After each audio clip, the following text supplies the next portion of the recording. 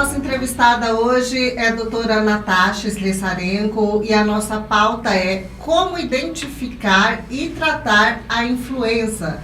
Tudo bem, doutora?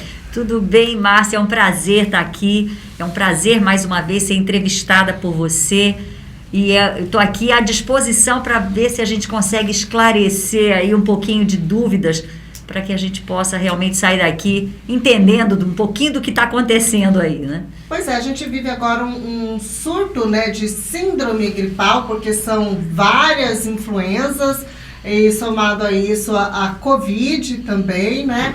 E aí fica aquela dúvida, a população ela está bastante confusa, porque os sintomas são muito parecidos, né? Na verdade, os sintomas são os mesmos, né? Como você muito bem falou, a gente está vivendo aí um surto, já tem 2 anos, né, nessa pandemia de infecções respiratórias, né, dessa síndrome gripal, que em alguns casos acabam evoluindo para síndrome respiratória aguda grave, que é o que motiva internação em UTI, intubação. E a influenza é um vírus que também dá uma síndrome gripal, que também dá uma síndrome respiratória aguda grave, e não só a influenza, a gente tem outros vírus que também podem cursar com esse mesmo quadro. Vírus sincicial respiratório, adenovírus, metapneumovírus. Então, o que tem são vírus respiratórios para causar síndromes gripais e para causar síndrome respiratória aguda grave. Mas há 2 anos a gente só fala da Covid. É Covid, que é essa doença, né, dessa pandemia que a gente está vivendo, causada pelo SARS-CoV-2. Entretanto, do final do ano passado para cá, se observou um aumento do número de casos de influenza. O vírus influenza é um vírus mais antigo, é um vírus que a gente já conhece, é um vírus que há muito já dá epidemias, ele tem surtos realmente, ele dá essas epidemias. Foi o vírus que deu a gripe espanhola, foi o vírus que em 2009 deu aquela epidemia de H1N1, que foi a gripe suína, que a partir de então se instituiu a vacinação anual. Enfim, é um vírus que a gente conhece mais. Só que habitualmente, Márcia, esse vírus acomete nos meses de outono e inverno. Ele tem uma distribuição sazonal que respeita aí um pouco os meses do ano. Entretanto, nesse ano, o ano passado ele chegou no final do ano. Mas por quê? Porque ele entrou ali numa lacuna em que até por 2 anos as pessoas usando máscara, mantendo distanciamento, lavando frequentemente as mãos, evitando aglomerações, preferindo ambientes ventilados, tudo isso fez com que todos os vírus respiratórios meio que dessem uma diminuída no mundo. Exatamente por quê? Porque essas medidas são as medidas universais para qualquer vírus respiratório. Com o relaxamento dessas medidas, aliado à baixa cobertura vacinal para a gripe que teve no ano passado, esse vírus então veio e aí começou a manifestar os seus quadros também, entendeu? Então hoje a gente vive aí realmente a pandemia da Covid-19 e surtos aí epidêmicos do influenza. E logo que saiu a repercussão do H3N2, né, ficou um entendimento inicial aí para a população que nós tínhamos, digamos, a gripe, o H3N2 e a Covid. E aí, logo que começou a ser estudada, divulgada a concentração desses casos, na identificação desses casos, eu, por exemplo, peguei um boletim da Secretaria de Saúde, que ali tinha os casos registrados de H3N2, H1N1, aí tinha, eu até anotei aqui para ver, né, tinha influenza, eu não sei se era influenza B, influenza isso, influenza aquilo, era mais sério, eu até me perdi aqui, falei, gente, a gente já fica, até o jornalista fica confuso com tanta influenza, com uma série de vírus aí.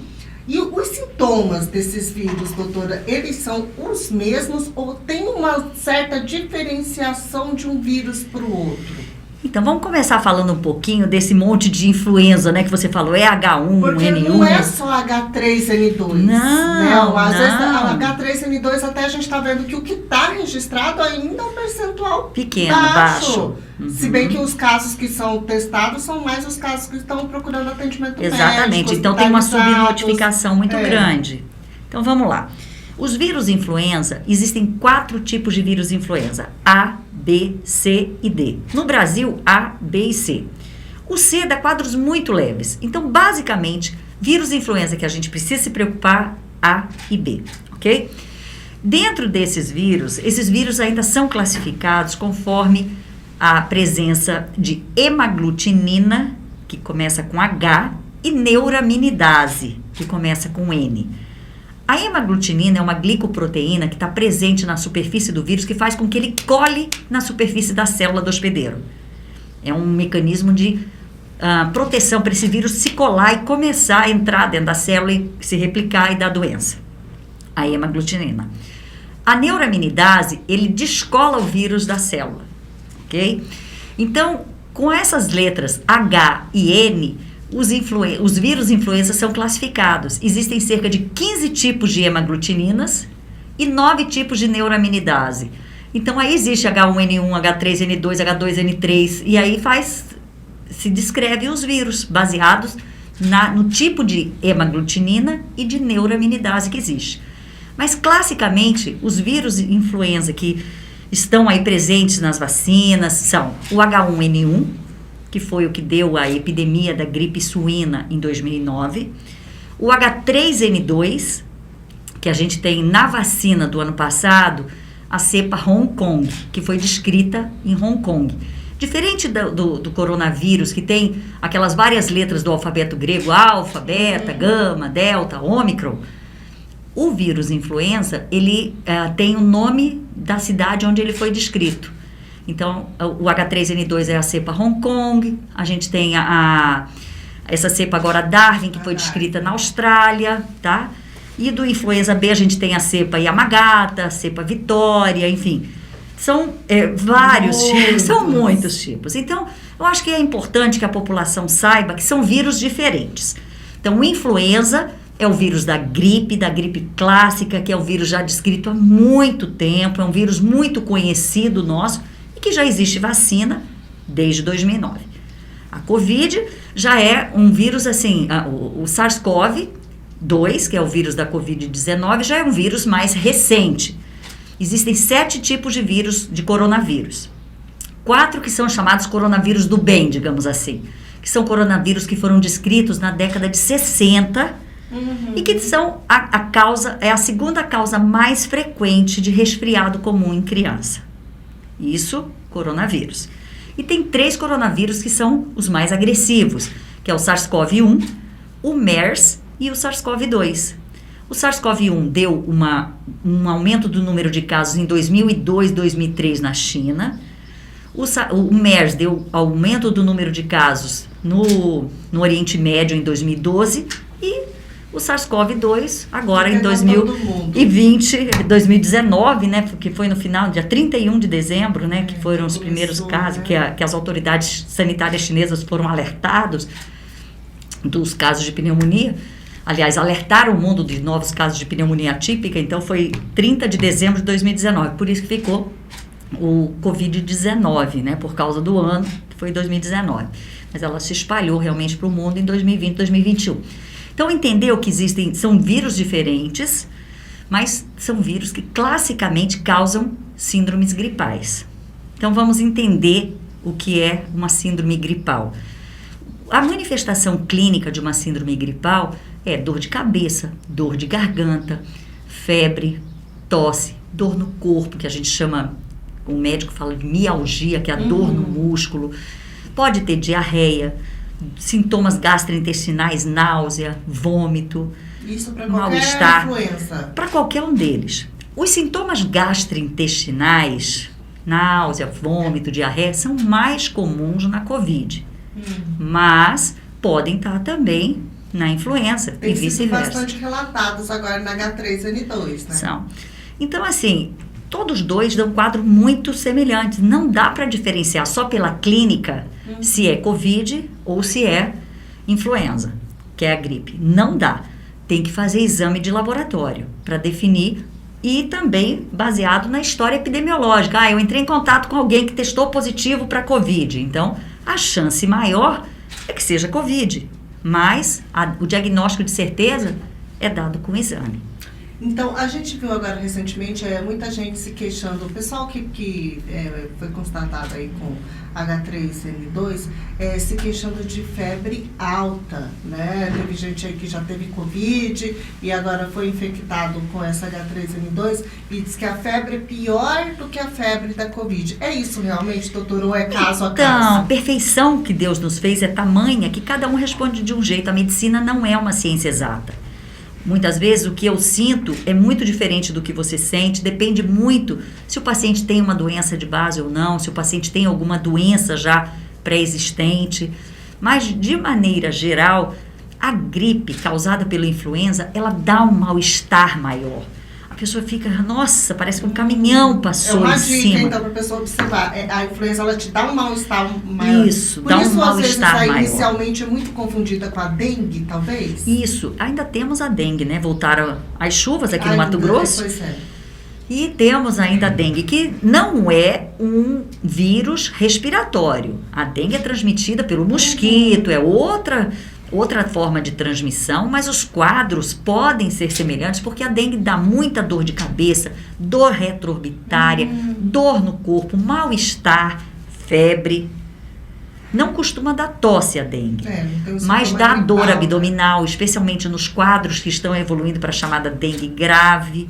Então, assim, são todas doenças virais que realmente podem se confundir. Daí a importância, Márcia, de uma boa história clínica, de conversar com esse paciente, de saber o que está acontecendo, como é que foi o final do ano. A gente estava alertando para o cuidado com as festas de final de ano, evitar aglomerações, evitar locais fechados, por causa realmente do contato maior com esses vírus. Não tem jeito. E a dengue é a questão lá que a gente vive também falando muito, de evitar reservatórios de água em casa, de limpar, de manter os quintais limpos, evitar qualquer acúmulo de água, porque realmente as chuvas voltaram e qualquer reservatório... Não dá para descuidar. Não dá. Serve aí para a procriação do mosquito e, consequentemente, daí com a transmissão da dengue.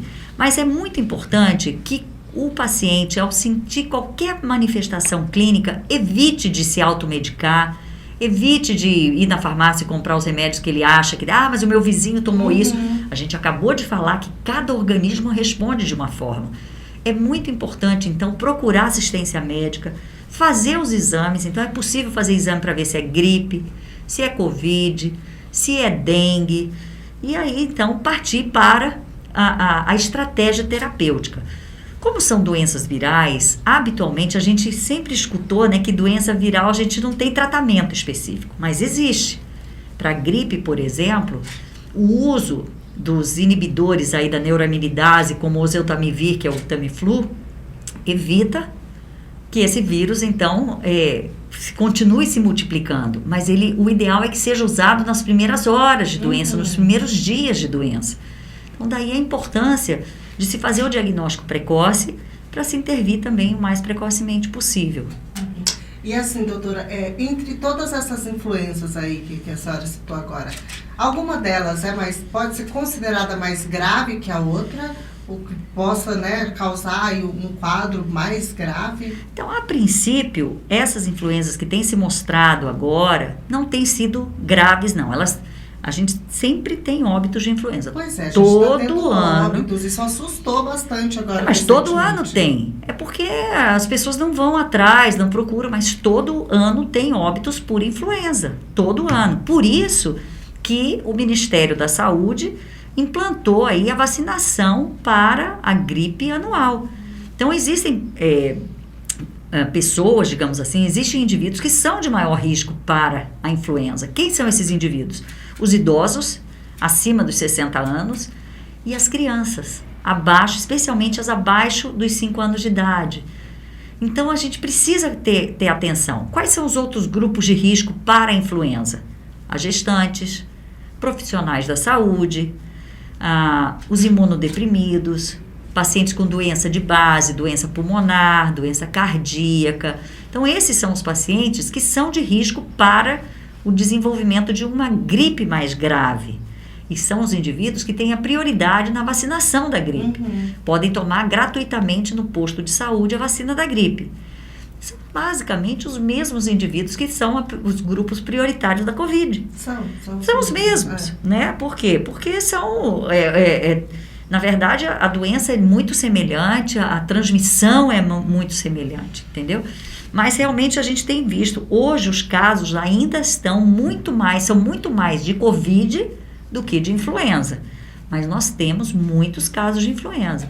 Só no final do ano, no Rio de Janeiro, morreram mais de 100 pessoas de influenza. Doutor, e agora, além de influenza e Covid, surgiu uma nova, digamos, categoria, né? Como diz o lançamento, né? Nós temos aí a tal da flurona, né? Que é essa dupla infecção. É a co-infecção, isso. É quando a pessoa tem as duas infecções ao mesmo tempo. Pois é. E quem fica com essas duas infecções ao mesmo tempo? Esse indivíduo, ele tem um quadro mais grave do que os outros que estão tendo uma infecção apenas, ou isso não... Não, aparentemente, eu já tive a oportunidade de acompanhar 2 casos de co-infecção. Nenhum dos dois teve uma evolução mais grave, um de uma criança e um de uma adulta. Nenhum dos dois teve evolução mais grave, mas como as coisas começaram a acontecer muito recentemente, a gente ainda não tem uma grande estatística para poder dizer, mas a princípio os casos não têm se mostrado serem mais graves. Agora, esse nome flurona vem de flu, que é gripe em inglês, e irona de corona. Então, não é um vírus novo, não é uma doença nova, na verdade, foi uma sigla, digamos assim, que se criou para designar a co-infecção, quando existe as duas infecções simultâneas naquele indivíduo. A pessoa teve azar 2 vezes, né? Pegou as duas, mas os quadros não têm se mostrado mais graves. Agora, uma coisa é certa, isso é comum não, mas era totalmente esperado de acontecer, com certeza. E tem como saber pelos sintomas? Não, só com exame? Só com exame, tem que fazer o exame e testar para ver, pesquisando os 2 vírus, e se der os 2, a gente diz que existe a co-infecção.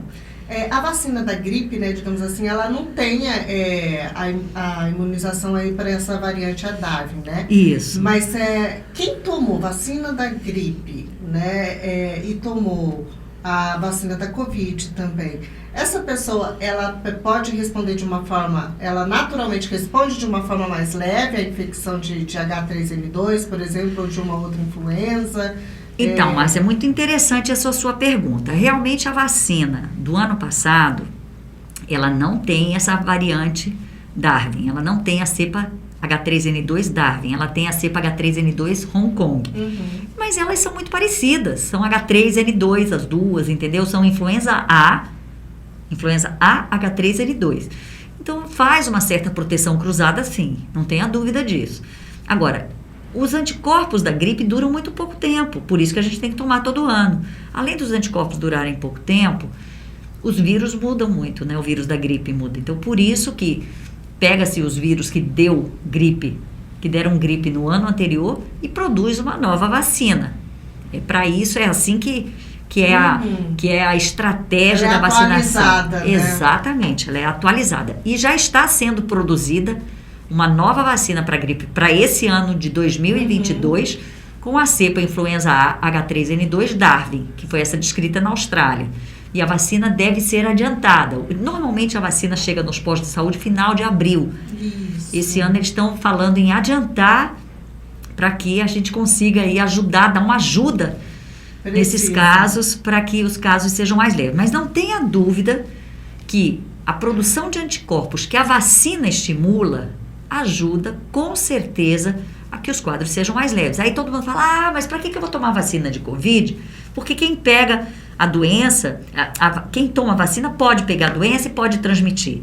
Só que a grande vantagem de quem toma vacina, isso já está provado por milhares de publicações científicas internacionais reconhecidas, é que quem toma vacina não costuma evoluir com quadros graves. Então é muito mais preocupante a pessoa que não tomou a vacina da gripe, a vacina da Covid, Exatamente. ela tem que estar mais atenta. Muito mais atenta. E eu recomendo que essas pessoas que não tomaram inclusive a vacina, da gripe também. vá se vacinar. Vá se vacinar. Se ela não está com sintoma. Se está com sintoma, aí não adianta vacinar e não deve vacinar. Eu digo assim, que seria um caso mais preocupante. A pessoa não tomou, então ela pode ter um quadro pior. Com certeza. Então, hoje a gente vê que a maior parte, a grande parte dos casos que estão internados são de pacientes não vacinados ou com vacinação incompleta. Para essa variante Ômicron, por exemplo, que é uma variante que já se mostrou não ser mais agressiva, mas ela é muito contagiosa, ela transmite muito.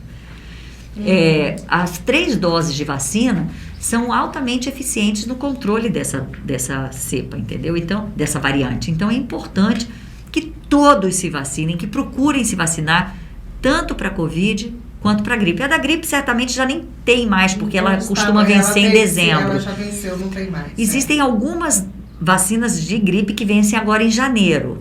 Que deve estar nos particulares, né? Só nos particulares, isso. Na rede pública. Por último, isso, né? exatamente. E aí, doutora, fica aquela questão, né? A dúvida para quem já foi infectado, essa pessoa tem que ficar quanto tempo em isolamento? É diferente o tempo de isolamento e de transmissão, tanto da influenza como da Covid, ou é ao mesmo tempo? Não, normalmente assim, o influenza costuma ser um período de incubação menor. O que é período de incubação? Um período de incubação é o tempo em que eu entro em contato com o vírus para eu começar a manifestar os sintomas. Da Covid, geralmente, esse período de incubação é em torno de 5 dias. Da influenza, em torno de 2, 3 dias. Então, a influenza tem um período de incubação menor do que a Covid. E, por causa disso, a gente costuma dizer que para isolamento, para você tem o diagnóstico de Covid, por exemplo, isolamento de 10 dias após o início dos sintomas, né? Então, começou a tossir, conta 10 dias, esse é o prazo que você vai ficar. Mesmo tomando remédio, com tudo, 10 dias. O Centro de Controle de Doenças americano, que é o órgão, é como se fosse não é a Anvisa, porque a Anvisa lá é o FDA, mas o ministério, é como se fosse um Ministério da Saúde dos Estados Unidos, um órgão regulamentador da saúde nos Estados Unidos, que é o CDC. Ele diz que pode diminuir para 5 dias já o período de incubação, o período de isolamento da Covid. Mas eu ainda tenho insegurança nisso. Eles colocaram como os assintomáticos, né? Quem foi testado nem sabia que estava, e acabou. Isso, 5 dias, né? E depois continuar usando máscara. Fica 5 dias isolado e depois sai com máscara. Mas assim, eu acho arriscado. É claro que o indivíduo que tem sintoma, ele está disseminando mais a doença, ele tem uma capacidade de transmitir mais. E lembrando que essa cepa Ômicron, ela se transmite muito mais. Enquanto que as outras cepas de Covid transmitia aí para 2, 3 indivíduos, cada indivíduo infectado transmitia para 2 ou 3, os indivíduos infectados com essa cepa Ômicron, eles transmitem para 5, 6. Muito mais. 8. Então é muito mais a transmissão. E essa cepa, essa variante Ômicron chamou muita atenção da comunidade científica, por quê? Enquanto que todas as outras variantes, alfa, beta, gama, delta, tinham aí 10, 12 mutações, ela tinha 50 mutações. Só na proteína S, que é aquela proteína que se cola na célula, na nossa célula, e aí dá entrada então ao processo de doença. Só nessa proteína S, que é a que vai ligar no receptor de angiotensina na nossa célula, tinha 32 mutações. Então o mundo ficou assustado com essa quantidade de mutações da Ômicron. Só que realmente ela não é uma cepa agressiva, mas mata. Já tivemos um caso aí de óbito por Ômicron. Pois é, o paciente aí que morreu, né, vítima da Ômicron, ele estava vacinado com 3 doses. Vacinado. Então, existem as falhas vacinais, claro, nenhuma vacina dá 100% de cobertura, nenhuma vacina é 100% eficaz. Mas o quanto de pessoas que se beneficiaram com a vacina, meu Deus, por que a pandemia está sendo controlada? Eu acredito que sejam 2 fatores. O primeiro deles, sem sombra de dúvidas, é a vacina.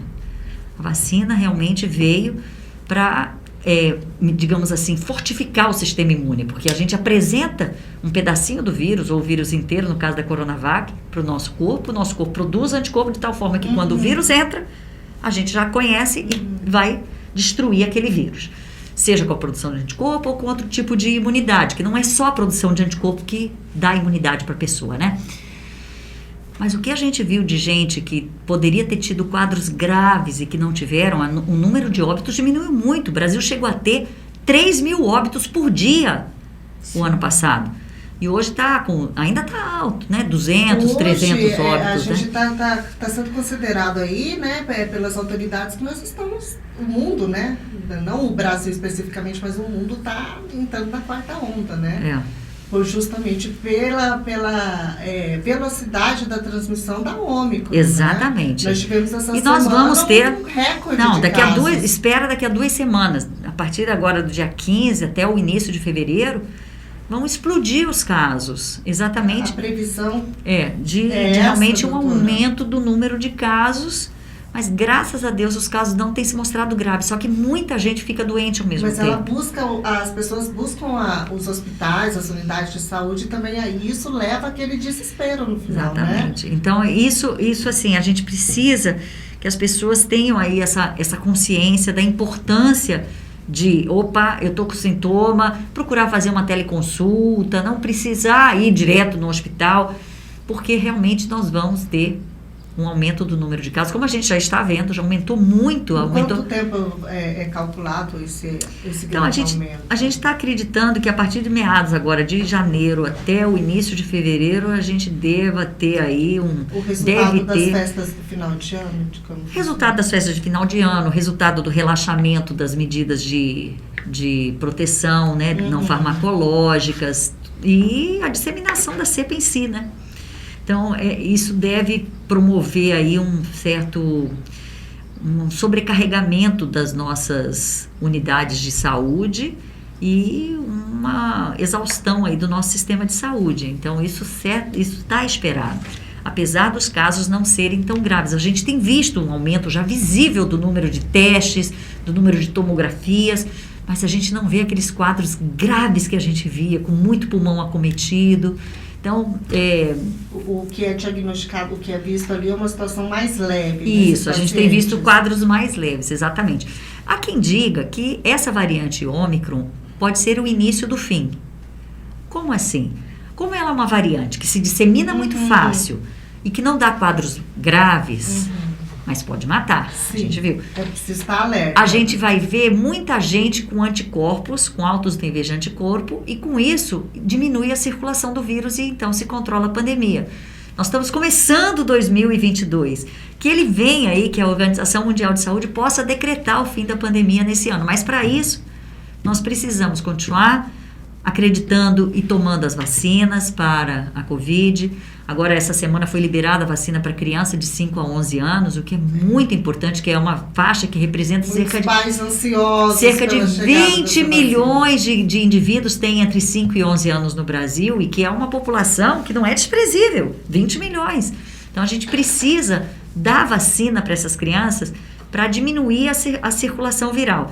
A vacina e mais essa cepa, o Ômicron, vai fazer com que grande parte dos indivíduos tenham anticorpos e com isso diminuirá, então, a circulação viral. É isso que a gente torce, é isso que a gente acredita, é isso que a gente quer e que a gente tem esperança.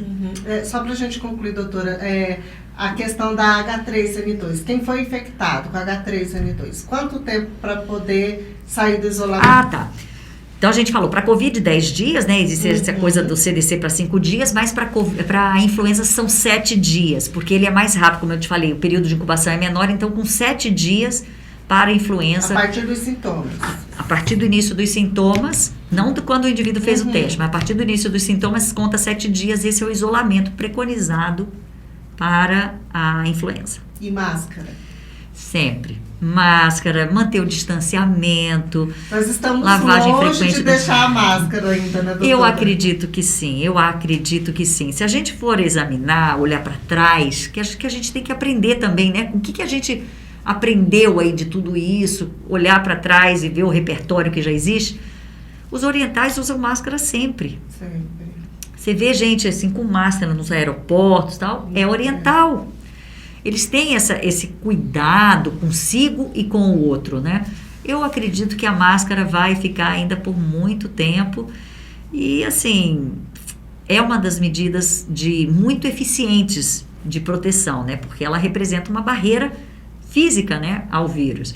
Então, o uso de máscara, a lavagem frequente das mãos com água e sabão ou com álcool em gel, manter o distanciamento social de 2 metros, evitar aglomerações, preferir ambientes ventilados e tomar vacina, essas são as dicas que a gente dá para a gente poder sair mais rápido de tudo isso que a gente está vivendo. São as dicas de 2022. Né? Isso aí, as dicas de 2022. Tá certo, doutora. Obrigada aí pelas suas dicas e sucesso para a senhora. Eu que lhe agradeço mais uma vez, me coloco inteiramente à disposição para vir aqui conversar com vocês, tirar as dúvidas, porque eu acho que a gente já passou por muitos momentos difíceis e teremos aí ainda alguns momentos difíceis pela frente, mas fazendo todas essas medidas que a gente está falando aqui, né? Manter o distanciamento, uso de máscara, lavagem frequente das mãos, tomar vacina, com isso a gente vai conseguir se ver livre desse vírus. Obrigada.